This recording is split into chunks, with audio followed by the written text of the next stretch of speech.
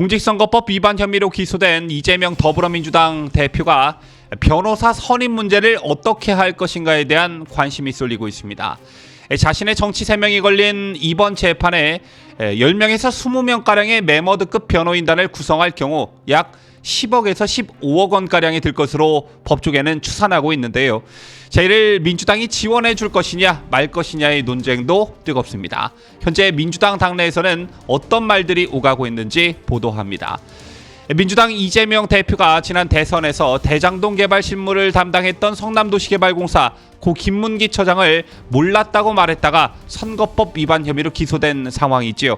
자, 그런데 국내 한 언론이 당시 이재명과 김문기 처장이 함께한 호주 출장 당시의 영상을 공개해 파장이 일고 있습니다. 도저히 몰랐을 거라고는 생각하기 힘든 장면들이 이 영상에 담겼는데 여기에 더해 새로운 정황 증거들이 더 나왔습니다. 어떤 것들인지 잠시 후 보도합니다.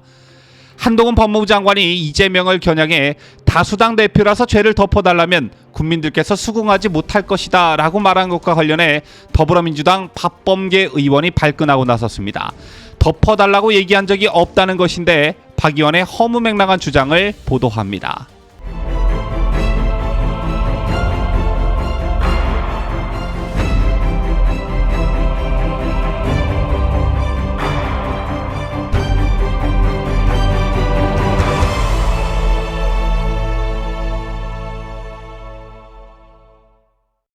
시청자 여러분 안녕하십니까? 뉴스데일리 베스트 미네커입니다.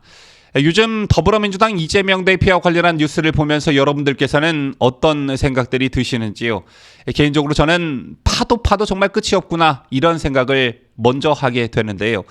한 정치인을 두고 이렇게나 많은 의혹들과 혐의가 동시다발적으로 그것도 아주 오랜 시간 동안 논란의 대상이 됐었던 적이 있었나 이 점을 생각해보면 전무후무한 일이 아닐까 생각합니다.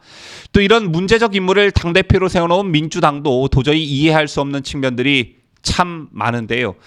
이른바 이재명 사법 리스크와 관련해 이재명 본인과 더불어민주당에게 새로운 고민거리가 생긴 것 같습니다. 바로 변호사 선임 문제와 그 비용에 관한 것인데요. 이미 알려진 대로 과거 친형 강제 입원 발언 관련 재판에서 이재명은 고위 전관이나 유명 로펌 소속 변호사 등 14명에게 변호를 맡긴 바 있습니다.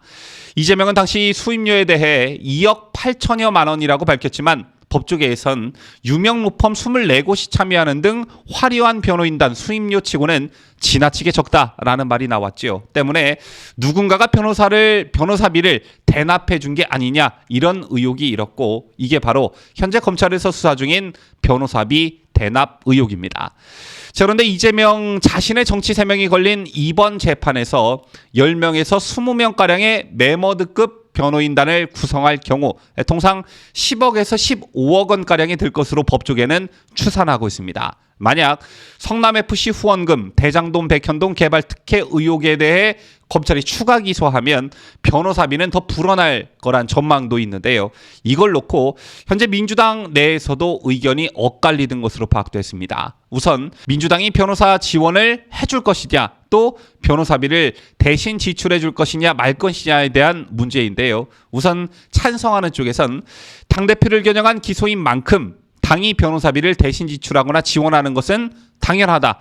선거법 위반 사안은 모두 이재명이 지난해 10월 민주당 대선 후보로 선출된 뒤 벌어진 일이기 때문에 공적인 영역이다. 또 이 대표가 100만 원 이상의 벌금형을 받으면 당이 대선 보전 비용 434억 원을 토해내야 하는데 이는 당의 존립을 위태롭게 하는 일이기 때문에 당이 직접 지원할 근거가 된다. 이런 의견을 나타내고 있는 반면 반대하는 쪽에서는 아무리 대표라지만 당이 개인을 위한 변호사비를 마련해 주는 것은 사당화 논란을 일으킬 것이다. 또 성남FC 후원금, 대장동 백현동 개발 특혜, 쌍방울 변호사비 대납 의혹은 이 대표가 대선 후보로 선출되기 전의 일이기 때문에 만약 해당 건으로 기소되면 당이 지원하기 어려울 것이라는 말도 나오고 있습니다. 이처럼 찬반 의견이 명확히 갈리는 상황이고요. 또 다른 대안으로는 당의 법률지원단의 도움을 받는 방법도 대안으로 거론되고 있습니다. 법률지원단에는 원외 변호사들이 다수 소속돼 있는데 이들이 수임계를 내고 이재명의 변호사를 맡는 방식입니다. 하지만 이 경우에 즉 민주당 법률지원단 소속 변호사가 당대표인 이재명의 재판을 변호한 뒤에 2024년 22대 총선에서 공천을 받는다면 대가성 변호라는 비판을 받을 수도 있기 때문에 이것도 민감한 부분이기도 한데요. 자, 어쨌든 현재 이재명의 재산 상황은 총 32억 1,700여만 원으로 이 중 현금은 12억 8천여만 원입니다. 자, 이 가운데 최근 새로 입주한 인천 계양구 아파트 전세금을 제외하면 가용할 수 있는 현금은 8억에서 9억 원으로 추산되는데요. 산술적으로 보면 이재명 개인이 변호사를 충당하기엔 충분한 금액이라 할 수 있지요. 그런데 이것도 딜레마가 있습니다. 자, 과거 친형강제 입원 발언 관련 재판에서 이재명은 고위전관이나 유명 로펌 소속 변호사 등 14명에게 변호를 맡겼음에도 불구하고 변호사 수임료로 고작 2억 8천만 원을 썼다고 했습니다.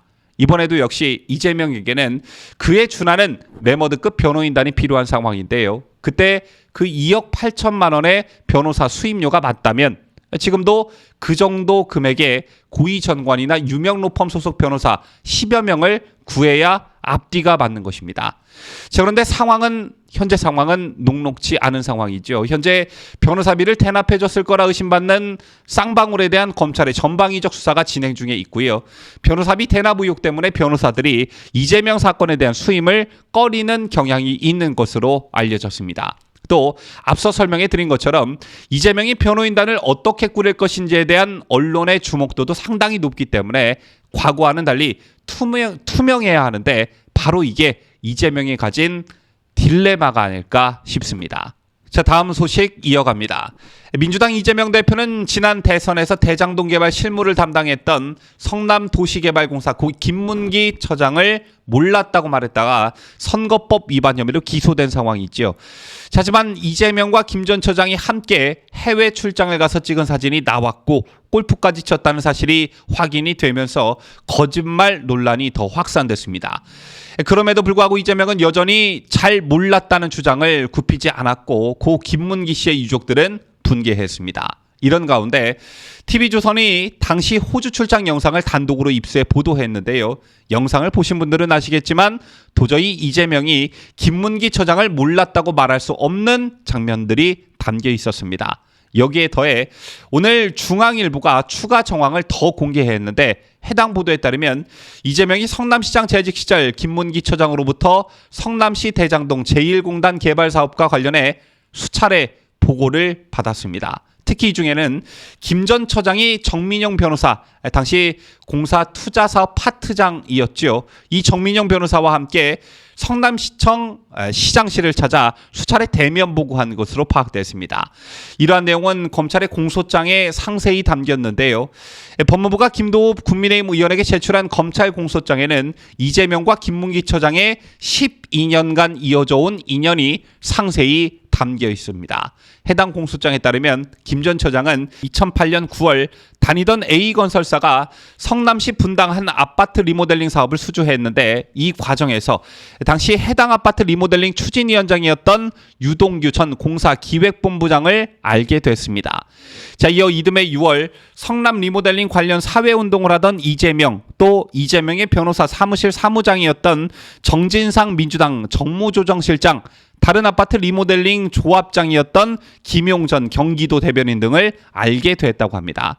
이렇게 인연이 된 두 사람 이재명과 김 전 처장은 2009년 8월 26일 성남정책연구원 주최 세미나, 같은 해 12월 1일 사단법인 한국리모델링협회 후원 국회 정책토론회 등 리모델링 제도 개선 관련 행사에 나란히 참석했습니다.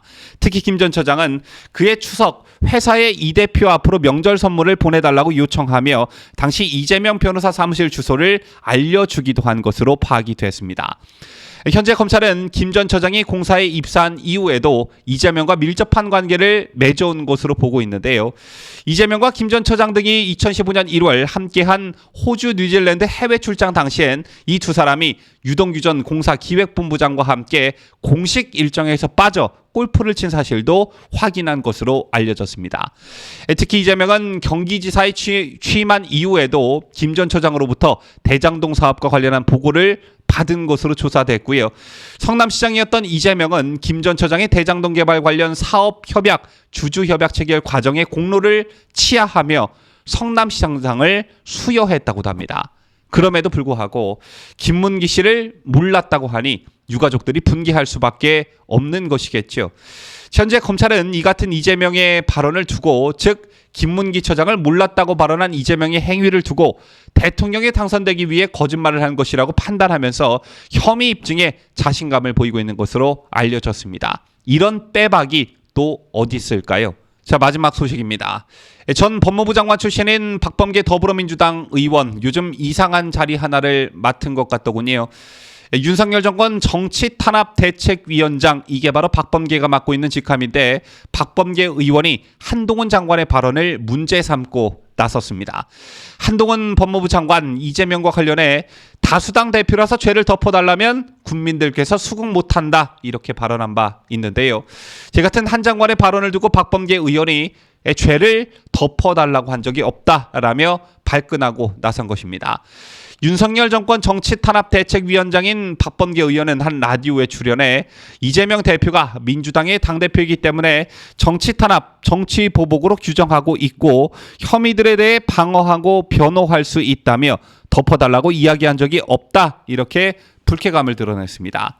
그러면서 박 의원은 혐의 내용에 대해 자신 있으면 구체적으로 이야기를 한번 해보라며 지금 기소된 것은 하나의 의견 판단 생각에 불과한 것을 마치 사실의 왜곡인 것처럼 기소한 것이라고 주장했습니다. 자, 시청자 여러분, 앞서 소개해드린 박범계의 말과 같은 상식과 양심에 맞지 않는 발언들이 요즘 민주당 쪽에서 마구 튀어나오고 있습니다. 박범계는 덮어달라고 얘기한 적이 없다며 펄쩍 뛰었지만 윤석열 정권 정치탄압대책위원회라는 것을 만든 것 자체가 덮어달라는 사인이 아닐런지요. 자, 앞으로 진행될 이재명과 관련한 불법비리 의혹에 대한 수사들을 차치하고서라도 선거법 위반 혐의로 기소된 내용만 보더라도 그 죄가 절대 가볍지 않습니다. 우선 백현동의 경우 4단계나 뛰어넘는 용도 변경 특혜 의혹에 대해서도 이재명은 국토부의 협박 때문이었다고 했지만 그 증거를 내놓지 못하고 있는 상황이고요. 앞서도 언급해드렸다시피 대장동 실무진이었던 김문기 처장에 대해서도 9박 10일간 해외 출장을 함께 가놓고서도 모른다고 했습니다. 도저히 상식적으로 납득할 수 없는 주장들이지요. 자, 그럼에도 불구하고 이재명은 검찰 조사에 불응했고 몇 줄 남짓의 혐의 부인 서면 답변을 보냈을 뿐입니다. 그리고 민주당은 영부인에 대한 특검을 주장하면서 정치 탄압 프레임에 걸기에 사력을 다하고 있습니다. 이게 덮자는 게 아니고 뭐겠습니까? 죄를 졌으면 조사의 성실히 임하고 죄값을 치르는 법치주의 사회의 가장 기본이 되는 것이 이재명과 민주당에 의해 파괴되고 있습니다. 이들이 파렴치함에 국민들의 인내심도 한계에 이르고 있다는 것을 명심하기를 바라겠습니다. 지금까지 저는 자유대한민국을 수호하는 뉴스데일리 베스트 민앵커였습니다.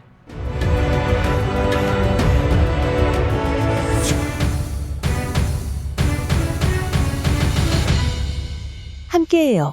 뉴스데일리 베스트.